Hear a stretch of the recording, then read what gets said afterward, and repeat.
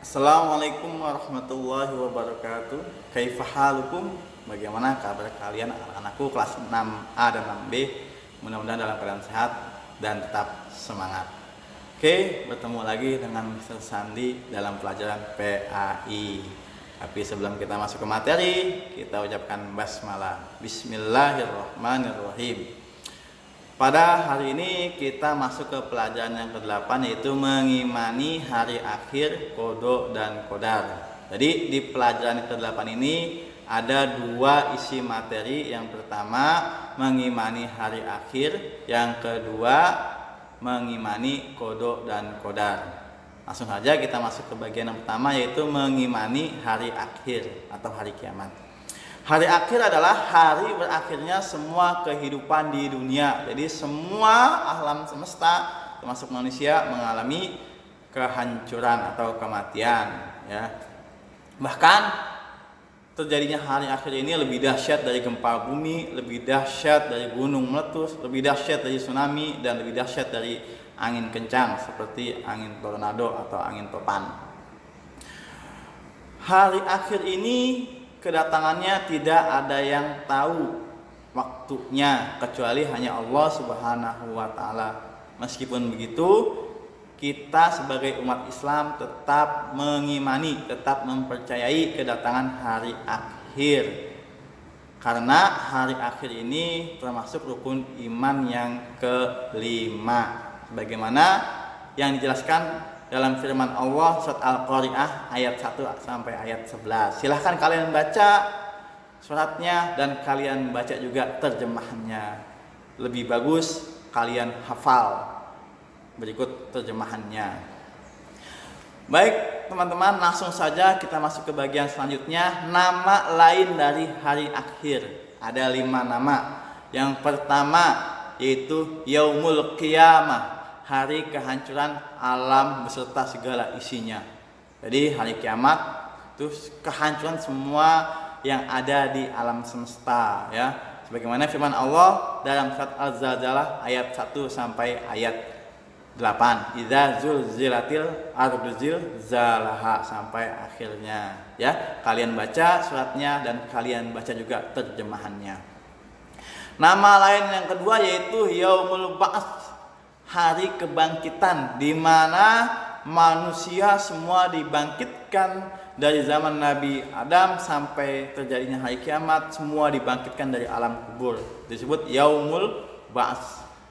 Nama lain yang ketiga yaitu Yaumul Mahsyar, yaitu hari berkumpulnya manusia. Setelah manusia semuanya dibangkitkan, semua manusia digiring, dikumpulkan di padang mahsyar, disebut Yaumul Mahsyar. Yang keempat, nama lain dari hari akhir adalah Yaumul Hisab, hari perhitungan amal, atau Yaumul Mizan, hari pertimbangan amal, ya. Setelah dikumpulkan di padang mahsyar, semua manusia dihitung amalnya, ya, baik amal baik maupun amal buruknya. Yang keempat atau yang kelima Yaumuddin, ya, atau Yaumul Jaza, yaitu hari pembalasan. Semua amal baik maupun amal buruk akan dibalas oleh Allah Subhanahu wa taala. Barang siapa yang amal baiknya lebih banyak, maka balasannya surga. Dan barang siapa yang amal buruknya lebih banyak dari amal baiknya, maka balasannya neraka. Na'udzubillahi min dzalik. Selanjutnya itu tanda-tanda kedatangan hari akhir. Yang pertama, banyak perempuan yang menyerupai laki-laki, atau sebaliknya laki-laki menyerupai perempuan. Hati-hati teman-teman, ya. Contoh, laki-laki yang menyerupai perempuan, dandanannya memakai pakaian wanita, memakai anting, ya. Banyak tuh di jalanan kita temukan seperti banci, ya. Itu nggak boleh, haram hukumnya. Sebaliknya perempuan juga tidak boleh menyerupai laki-laki, pakaiannya, ya, dandanannya, semuanya. Yang kedua, tanda-tandanya yaitu banyak terjadi kejahatan. Contoh banyak kita lihat di televisi, orang tua yang membunuh anaknya atau sebaliknya anak membunuh orang tuanya, ya. Yang ketiga, para ulama atau orang-orang soleh banyak yang meninggal. Kalau banyak ulama yang meninggal, otomatis tidak ada lagi yang menasehati kita, ya. Yang keempat yaitu umat Islam bertambah banyak tapi kualitasnya rendah. Banyak umat Islam tapi imannya rendah. Banyak umat Islam tapi imannya kurang, ya. Itu adalah tanda-tanda hari kiamat, tanda-tanda kedatangan hari kiamat. Nanti tanda-tanda yang aslinya, tanda-tanda yang sebenarnya yaitu banyak, ya. Pertama, kedatangan Dajjal, turunnya Nabi Isa, matahari terbit dari sebelah barat, dan yang lainnya masih banyak, ya.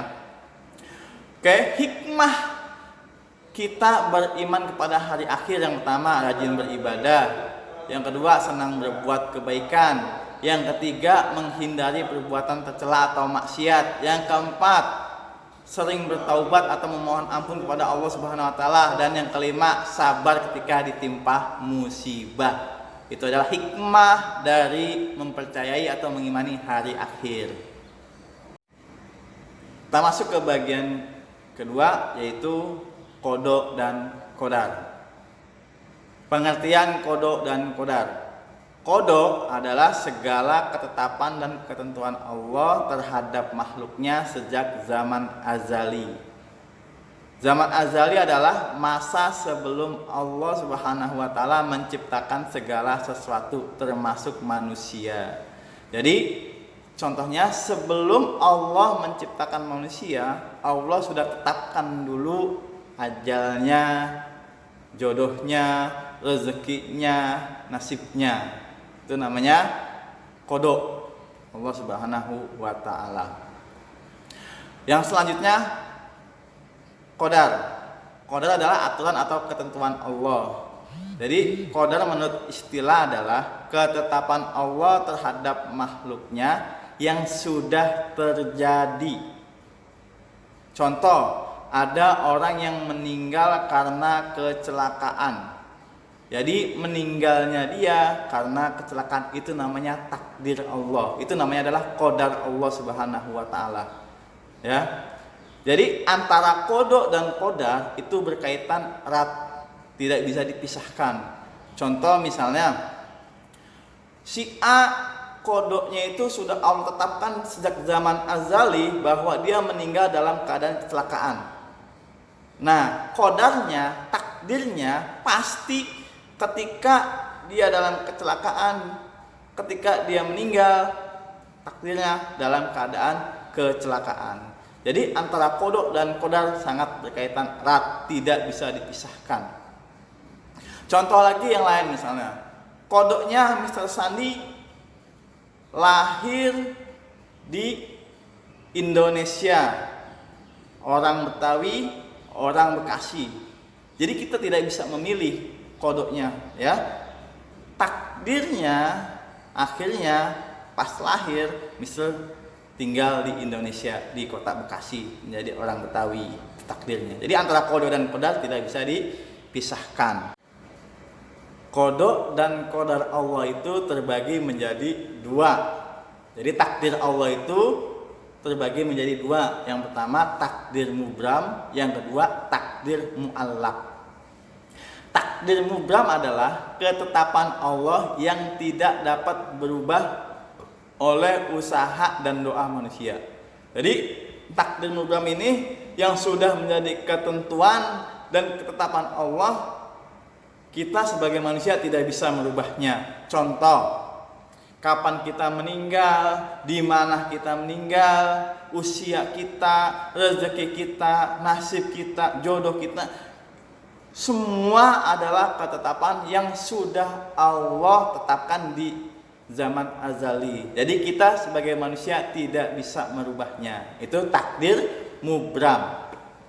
Yang kedua adalah takdir muallaq, ketetapan yang dapat berubah karena usaha dan doa manusia. Jadi takdir muallaq ini masih bisa berubah. Contoh adalah kemiskinan, kebodohan. Kemiskinan bisa berubah dengan usaha yang sangat keras.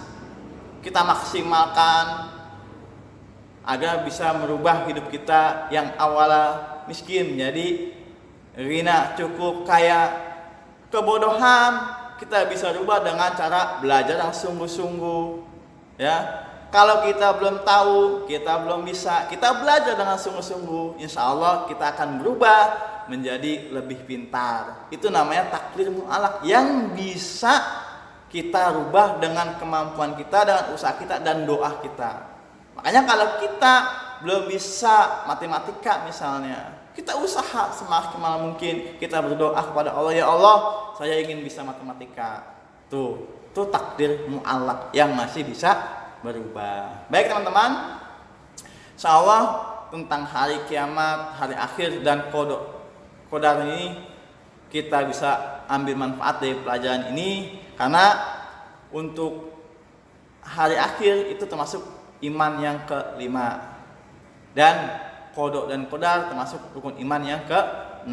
Yang kedua-duanya kita wajib percaya ya sebagai umat Islam. Mungkin sampai sini pembelajaran PAI pelajaran yang ke-8, mengimani hari akhir, qada dan qadar. Mudah-mudahan bermanfaat buat Mister pribadi dan bermanfaat juga buat kalian semuanya. Dari Mister sekian. Assalamualaikum warahmatullahi wabarakatuh.